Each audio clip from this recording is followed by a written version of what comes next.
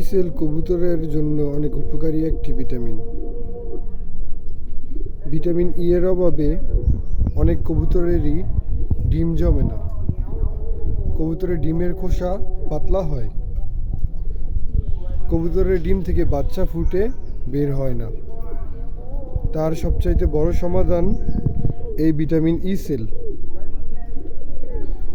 Sell খাওয়ালে কবুতর দ্রুত ডিম পারে। কবুতরের ডিমের খোসা পাতলা হয় না।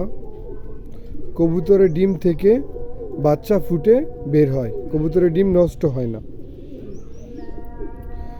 আমি আমার খামারে নিয়মিত কবুতরকে ভিটামিন ই সেল খাওয়াই। আলহামদুলিল্লাহ, আমি খুবই ভালো ফলাফল পাচ্ছি।